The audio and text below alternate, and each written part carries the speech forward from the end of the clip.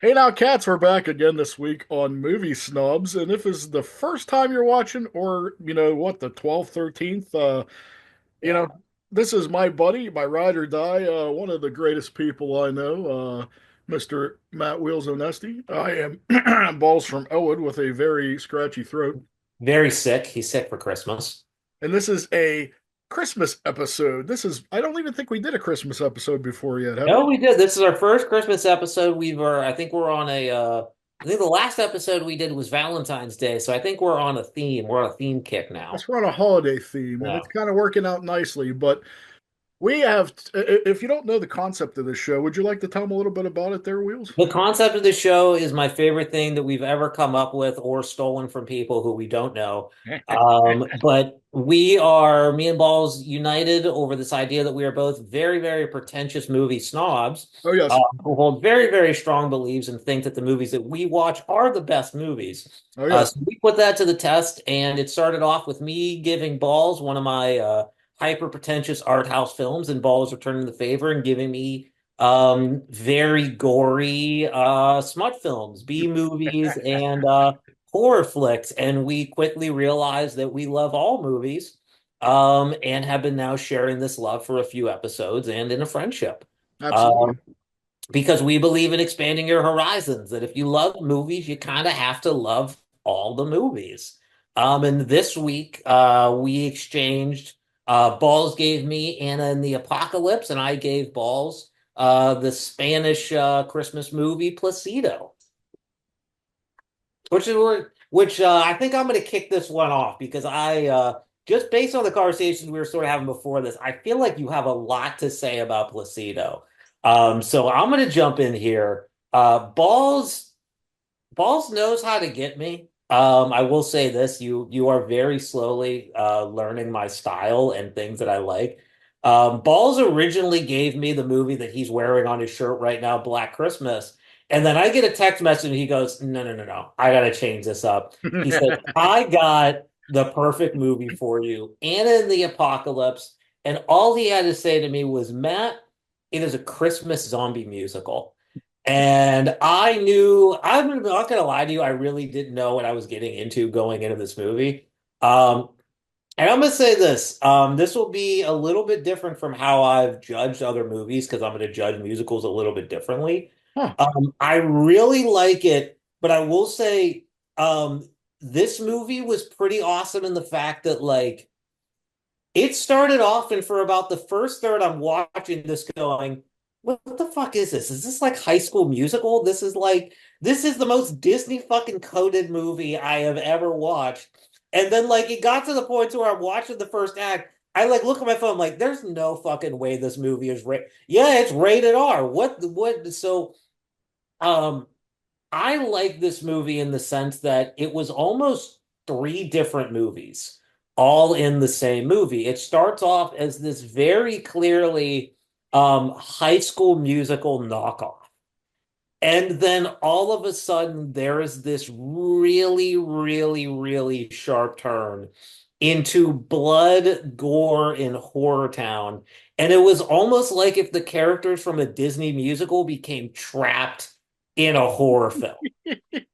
I And couldn't do then, it better myself, dude. yeah, and then they have to start adjusting to what it's like being in a horror movie. And then they get really comfortable in that horror movie, and it turns back into a High School Musical comedy, just now with more blood and guts than Disney ever could have imagined. But it was real, I will say, look, I don't have a lot to say about it when it comes to I noticed that they were kind of playing around with some themes of the different horror. I don't really know all the different horror tropes yet, but I do notice they were playing around with some different horror tropes. They I was waiting for this spectacular final girl, only one, that was the only thing. Is I feel like more people needed to die at the end. That was maybe my only critique about the movie, is it ending, which, by the way, spoilers everywhere with all the movies that we Oh, talk. yeah, definitely. If you're Just when you now, watch this episode, we kind of expect you to watch the movies beforehand. oh, yes. Um, but I will say, I was expecting more main characters to be dead by the end of the movie. I wasn't expecting like four of them to be driving away at the end. Like, it was cool that That the is dude, pretty shocking. yeah, The first time I seen it, I never thought in a million years like it would have such an upbeat ending. But I mean, it kind of gives you hope, really. I think that was kind of the well, it was interesting because which I will say, I don't know if it was tongue in cheek or not, because it was replaying that "There's No Hollywood Ending" yeah, song at the end that they were playing in the beginning, only for it to be a Hollywood ending. But everyone looked really upset in the car, like, "Oh my God, everyone's dead, and what the fuck is life going to be?" So I didn't mind that. Like, I thought that was a really cool take on it, where it was like it was a movie that seemed like it was genuinely um, making fun of this Hollywood style, making fun of, making fun of the Disney musicals. I mean, even making fun of like some horror thing, people just like the oblivious. Like I loved the sharp turn. Like, I was really fascinated with how they did the sharp turn in the movie. Where it's like the two main characters, after kind of realizing they are in love, they're sort of in their own world with the headphones on, and then yeah. there's all this death and destruction And it's funny happening because around them. I see people with their headphones in, and if you didn't like see how people actually really are with those things, you would think that's kind of a ridiculous scene that could never happen. But I've seen people clearly be oblivious to their whole surroundings exactly like that with their earpods in. So like, Dude, I ran into somebody on campus. I mean, sidetrack, not has nothing to do with movies. But when I was in college a few years ago on campus at Kent State University, I remember running into a fucking kid. This dude was pulling one of those numbers. This asshole has like headphones on his head and is just in his own fucking world. And he runs into me. I can't move as quickly. I fucking shin chop him, and that asshole got pissed off at me. And it was like so luckily I wasn't a zombie who fucking well, maybe I did give him the curse of disability. Who knows? Like a fucking werewolf. yeah, because when I'd first seen that, I'm like, boy, yeah, really kind of suspend disbelief, and then you think about it, and I'm like, no, that's actually closer than the Yeah, truth. that was the most Man. realistic part of the entire movie. Yeah, because it was funny. I watch it every year with my family, and Riley, this was her first year watching it, and she's like, "That would never happen. Nobody. That's totally unrealistic." Like, I'm like, "Motherfucker, how do you think you are when you have your earbuds in? You don't hear a fucking thing. You would miss the apocalypse too. So it's not that far out of the realm of possibility. Trust me." And dude, piggybacking off of that, I will say, and that this is the first time that I'm going to say this, not tongue in cheek, on a movie snobs podcast. This is a really good movie for the whole family. You Like know what? this is It really like kind this of is. You wouldn't think for it. the first time in however many fucking episodes we have done of this. I think we're on 13 or 14 now. Neither of us will ever know. This is the first time I am saying this is a good one to watch with the whole family after a really nice dinner, and you guys just sit down and have a good time. See, and Um, normally when you make that joke, you're really joking, but I really kind of feel like you're kind of serious no, this is like this again, like this is the first time I'm going to give that recommendation, and really and it mean would not it. end tragically for you. This would actually be like so you showed me like Silent Night, Deadly Night. We were hanging out last week. You introduced me to that. Um, and I remember we were talking about like, yeah, this would be a good one to like add into the Christmas rotation, but that would be a good one to add in the Christmas rotation for sick fuckers like us. Um, Exactly. Yeah, Anna that's and not the for the mainstream Apocalypse, public at all. no, but Anna and the Apocalypse, like I genuinely, every movie that we talk about, I genuinely want every single person to watch. But like, I wouldn't feel bad if the younger cousins were over and we were sitting Yeah, around. it's really just a fun movie, man. Yeah. And I mean, there's a couple little things, but I don't think it's enough. Like they would, it would turn off a whole, Yeah, like you there said, was no like disembowelments. Like there was no, I mean, there's a little bit, but not there's a enough li- to but like it was really. a very, it was a It's very, tastefully done. How's that? yeah, tastefully done disembowelments. There was just little bits of people's guts being ripped out and their necks being eaten. There was a very, very beautiful scene, with the kid in the Christmas sweater who was the love interest just getting just torn to shreds, but you feel sad and jolly at the same Well, see, time. I think that's what I like so much about this movie. Like, I like the fact that it's fun, but it also has a lot of heart. Yeah. I mean, for a movie like this, you wouldn't think that it actually kind of has a lot of heart and it kind of tugs at a lot of heartstrings. And I'll be honest with you, dude. At the end, I kind of get a little sniffly. Yeah. I'm like, it kind of gives me, that feeling. And like, me and Xtina will be at the end, and we're just sitting there like, and I'm like, who would have thought a zombie Christmas musical can actually bring me to, to those kind of emotions? But Well, it's kind of beautiful. It's kind of beautiful when a movie can, and like the music was awesome. Like dude, the you don't, music dude. She's like, oh so god, well because done. like for weeks afterwards, we're running around doing the whole "there's no such thing as a Hollywood ending," yeah. And then it was funny because Riley seen it for the first time a few days ago, and she's like, Lincoln Park should totally do this, like because they put on like musicals all the time. Yeah. But I'm like, yeah, I don't think, I don't think Lincoln Park's doing Anna and the Apocalypse, honey. But I think that'd be fucking sweet, but I just don't see that happening. But you know what? Did you actually do any research about the I director? I Because didn't that's the do it. saddest fucking story you're ever gonna hear. Okay, so I was actually going to ask you about this, but I don't know if the on the podcast was a good time. But what happened to I saw the director, and he was also one of the writers, right? Yeah, Like, he wrote and directed this movie, and it took him like, geez, 10 years. 10 years to like from inception to completion to it's all done, and it took a long time for this movie to come together and actually be filmed and be done. And the worst part about it is, dude, he never got to see what a fucking he never got to see the height of popularity and the cult status this movie became, because after it premiered, he died of cancer. Never got to see like the fruits of his labor. And you never get this because, dude, this is kind of a cult film now. Like yeah, people embrace this movie and they watch it every Christmas, and people are really really connected with people. And he never got to see all his hard work pay off, and it's actually that's kind of so heartbreaking. tragic.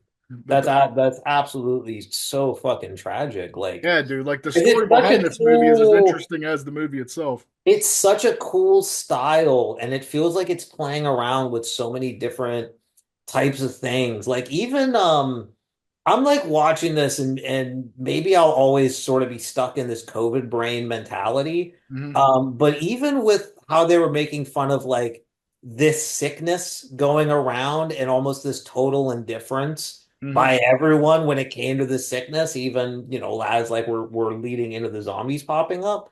Um, like I feel like a dude like that would have sunk his teeth so hard into a story like that over the last couple of years because like those themes were already kind of there.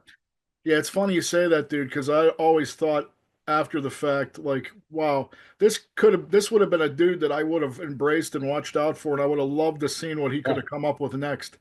And that's tragic in and of itself, because like you said, he probably would have really, really come up with something special from all that. I Well, mean, here's the cool thing about art, and I know it doesn't really help anyone, but one of the most beautiful things about art, and this is sort of this, I mean, it's sort of like this like absurdist idea that there is no such thing as immortality. The human body will not live forever.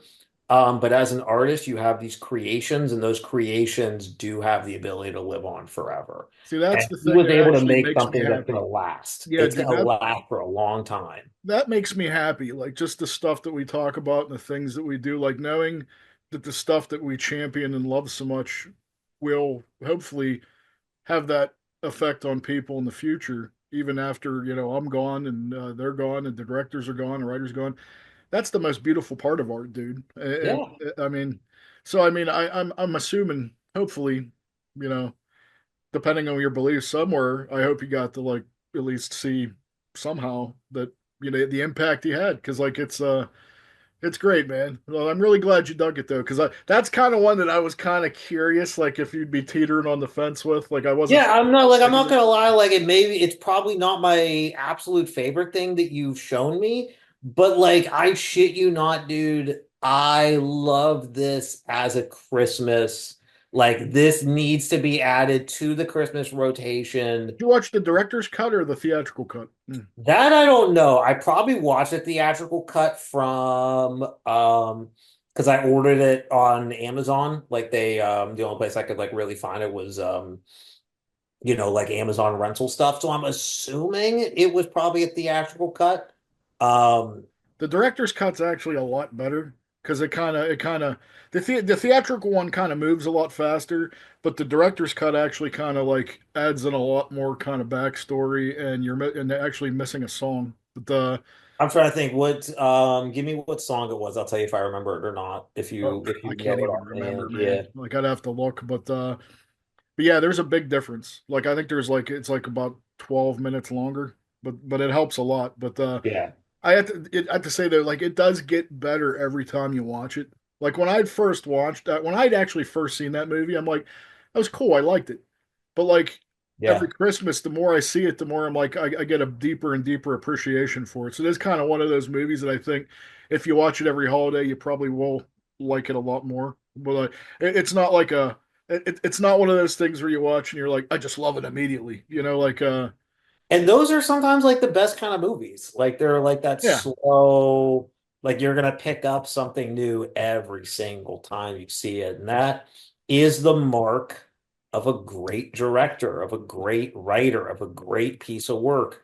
Every time you come back to it, if you see something new, It is like that for that's the me. point. That's the fucking game. I'd be curious to see how you feel about it next Christmas because Yeah. it might be different. But not only that, dude, I love the ending with the animation. I think that's hysterical. Like I mean, and that Ella Hunt, the chick that plays Anna, actually Yeah. apparently she's on some popular Apple Plus show that series now. I was we were looking up to see what she did, and I guess she's on some popular Apple show now. And I'm like, I'm gonna have to go and watch that just to see what Yeah, she. I'm trying to, do you remember which one it is? Well, let me see if Yeah, I XT, I looked it up. I'll have to look, but apparently it's some popular series on Apple TV with keep riffing for 2 seconds. I'm pulling up IMDb to help us. Ella Hunt. I know that's her name. And the thing I like about Ant Apocalypse is like that. It has an ensemble cast, dude. I like to take the time to kind of like flesh out every single character. Yo, she was Gilda Radner in the Saturday Night movie. That was her. Yeah, Get the fuck out. The one that Reitman just did. yeah. Holy shit. I haven't seen that one yet, so I gotta I go see. did. I thought Yeah, I loved it, dude. I thought it was fantastic. But that you mean, I she's must feel like we need. I she's must in feel like we need The to. The Emily Dickinson show. Really? Damn, dude. Yeah, I don't I know just what watched character she Saturday is. Night a few weeks ago, and I thought it was excellent. I had no idea that was her. Holy shit, that's amazing. But I She must feel deserves like it. we need a spin-off show where we talk about normal movies, though. Where did they go from here? Yeah, dude, I love this one. This is now officially in the rotation for Christmas movies. Definitely cannot wait to give it another look. Yeah, check out the director's cut next year. Okay. Uh, what about Silent Night, Deadly Night? Will that be in the rotation? Oh, Silent, I mean, just on a side note before we move on to the next movie, I will say Silent Night, Deadly Night is my favorite movie that I've seen in the last couple of weeks. Like Are you fucking serious? I'm still fucking thinking about scenes from that movie. I'm still thinking about ideas from it. I'm still thinking about kills. I'm still thinking about this fucking like scary dude who developed a very just a very peculiar type of Asperger's, just constantly yelling, punish, punish, and then he commits fucking murder. Um, I'm still thinking about using a bow and arrow inside of finding a bow and arrow inside of a toy store. And how you were so fucking adamant to me in my living room that, man, that's a normal thing for the 80s. You could just find Dude, weapons inside of you little. might think we're full of shit, dude, but I'm not, man. Like the 80s was a fucking insane period Uh, of time, dude. You could walk into any toy store and potentially find 10 dangerous fucking toys that would a kill weapon of mass destruction for ages 10 and up. you. But Dude, yeah, this was the era where we had lawn darts. What was a lawn dart? A fuck, sharp fucking point with fins on the end that would impale kids in their fucking skull. Like a that was fucking my time, dude. Like that's death javelin. So Yeah. yeah, bonus movie that you guys didn't know about, Balls Show Me Silent Night, Deadly Night.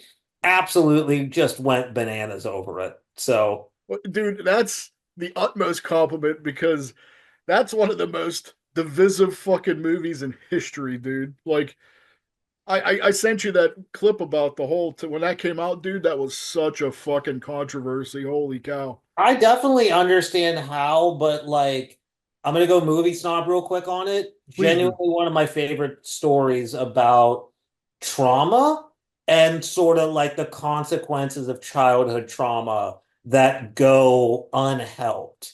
Because this was a kid who saw childhood trauma, parents killed, mom raped in front of him. And then instead of getting him into serious psychological help, they sent him to a fucking nunnery orphanage where he is just abused with religion, made entirely worse.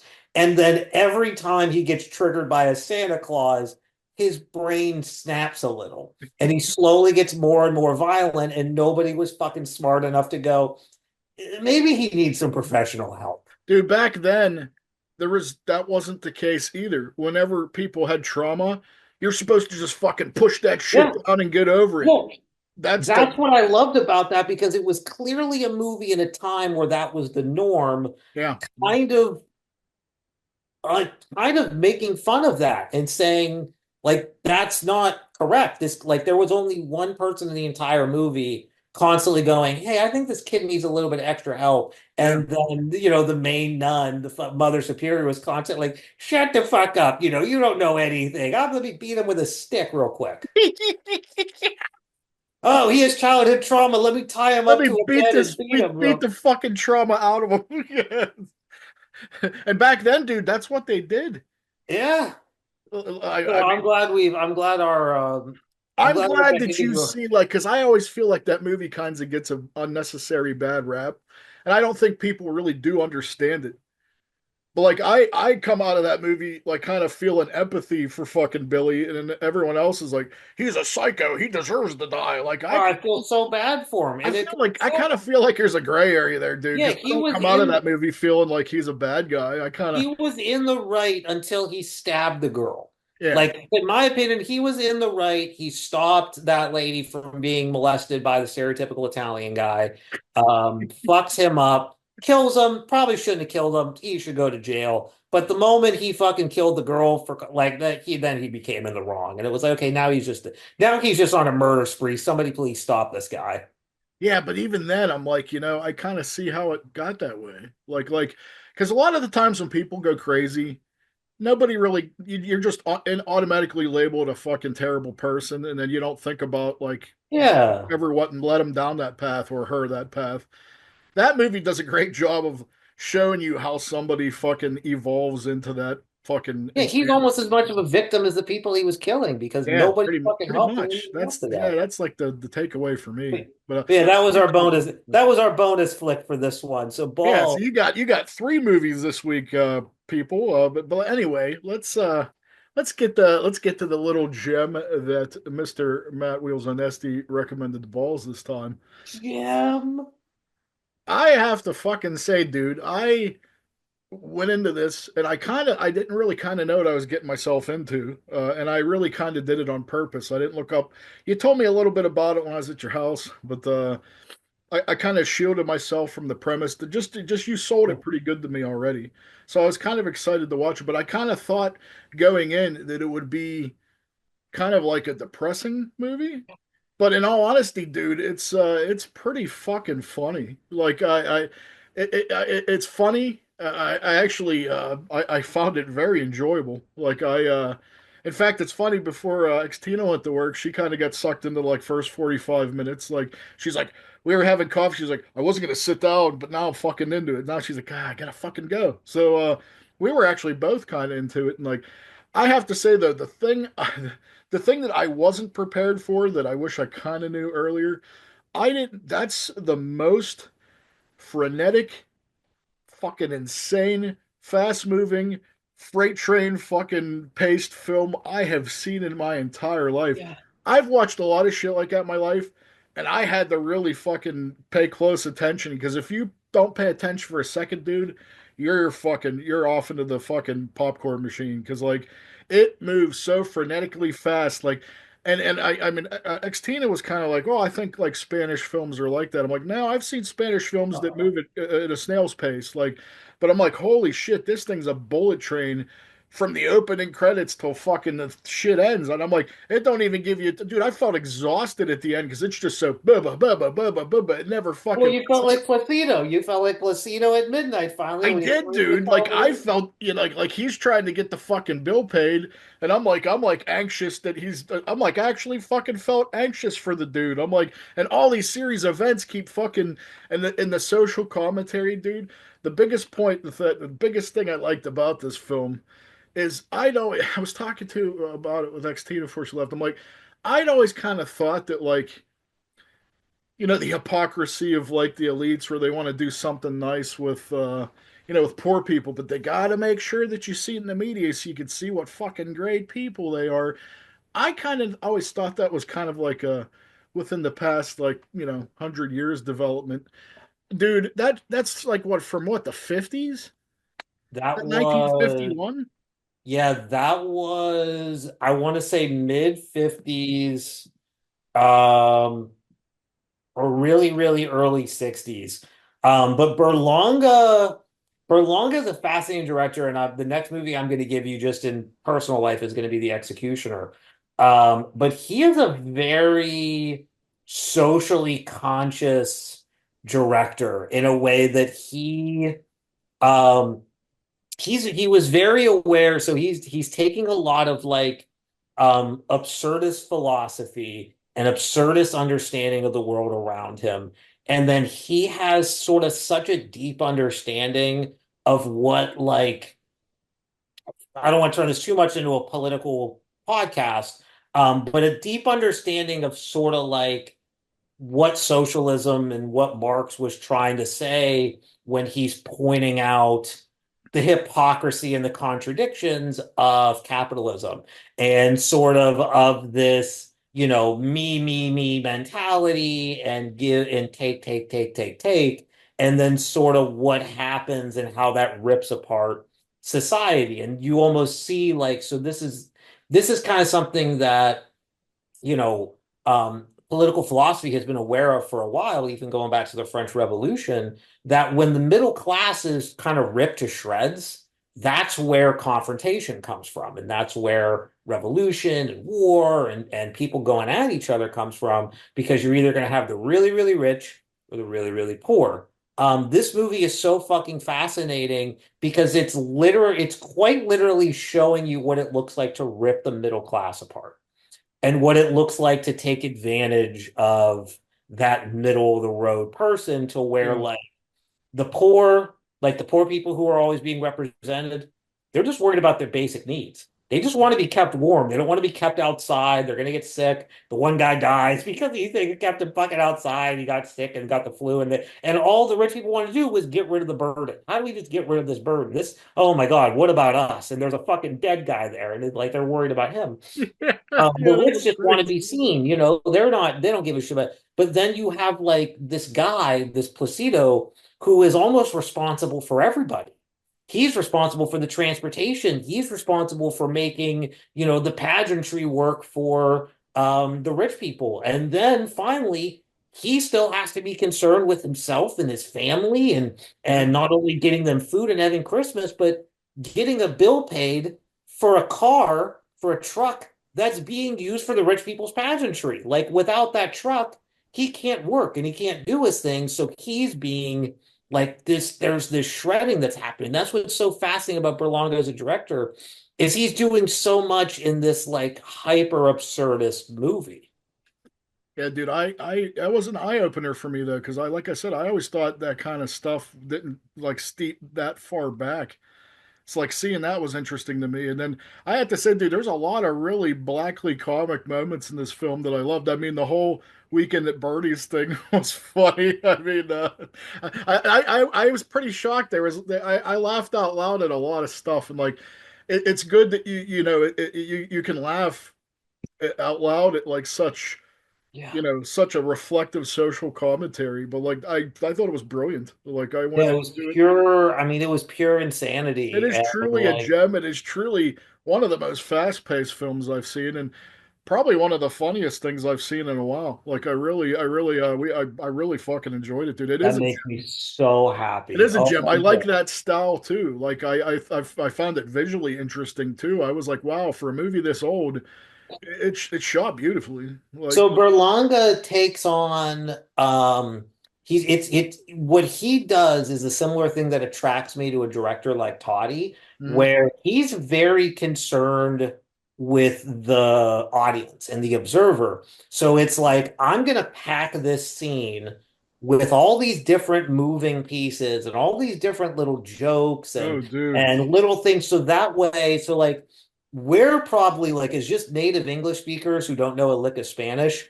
we're probably missing even more than the subtitles could keep up with. Dude, my SciComm. subtitles were like panting, like that Yeah. they were going so fast. Like this movie is so fast, like the subtitles can barely keep up. It was like watching a tennis match. It's like, dude, over here, this is over here, this is here. Yeah, you're trying to watch the subtitles, you're trying to see what's going on Yeah, screen, dude, like every a cog and every conversation. spoke in the wheel, like all moving at the same time, made this like masterful fucking film. Dude, A plus. I loved it. I thought it was. I'm so happy to hear you love. That's like that Berlanga is just kind of one of my favorite directors I can when see it comes why. to I social like that style. commentary. And when it comes to like using comedy and the absurdist lens for like these I'm a really fan of high that, dude. So concept things. you got me It's because it's because that's a high, I mean, that is a really high concept political it really is. social Like, in fact, commentary. in the beginning, I was wondering if it was going to be too much for me, but like, no, like you almost just kind of like it kind of just washes over you, and you kind of absorb yourself in, and you become part of the insanity. So like, Yeah. yeah, dude, I A plus, I loved it, dude. I couldn't wait. I was so excited to talk about it with you because I had all these things I wanted to make sure I don't forget to tell you, but I absolutely loved it. Going in, I was like, wow, this might be a lot for me because like I'm kind of a base dude, but no, that this might be one of the things that you recommend that I probably have enjoyed the most. God, that makes me so happy. I I love it, would dude. so this I love when I hear that from you, especially from when I give you one of these type like because again, this will be we'll kind of end on these notes. I think that's one of the more beautiful things, not just about what we do, just about movies in general, on how you can just create um you can sort of suck people in who may not normally be ready or want to hear this type of political commentary. And that's Uh, what this show's all about, dude. I and mean, it's we did and that it's for each other several times. but then we like and then we get shown that there's like if you have a competent artist that you can say and do whatever the fuck you want to do. It just has to be good and done correctly that keeps people attention and doesn't just beat them over the head and Yeah. grandstand and try and spoon feed shit down your throat. Like this is going to be another one of those movies you're going to watch again. Oh yeah. I would And watch then it you're going again. to pick up on other stuff and you're going to go, holy fuck, like there's even so many more layers to this. Well, my last thought is before we close up here, it's exactly what you were saying, dude. That has such heavy political undertones and such heavy themes, but he was genius enough to like make it, you know, blackly comic to the point where it kind of takes away all that heaviness. Like, but also wises you to fuck up as to what he's trying to say. So Yeah. any person that could do that and do it as masterfully as that, Do good you because got me, it's the dude. right thing to do, not because you need to be seen. And that was his biggest fear. Maybe empathy isn't ever extending, but if we're aware of it, I think it can be. Well, dude, I think that's a perfect place to end this episode. Dude, it went so fucking fast. Like we had so much to say. Like I can't believe we're already done. Like Well, it's a beautiful, hey, hell of a Christmas episode. And really was, dude. I like doing these yeah. themed ones, and I think we did a great job this time. I think people we gave people three things to check out rather than Yeah, we did. That was our that was your Christmas gift extra to you. Christmas gift, folks. So, Yeah. well, from me, from the movie snobs, balls from Ellwood and my Matt right, Arnesi. we wish you a Merry Christmas, a happy and healthy New Year, and now you have some shit to watch over your break. So, and feel free to leave us some comments.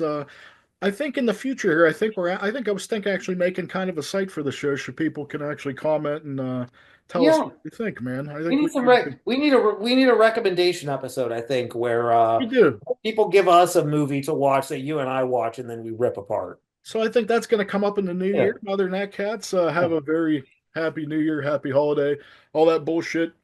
We love you. Peace and love. And watch these films. You won't Merry be disappointed. Christmas. Merry Christmas. I love you, bro.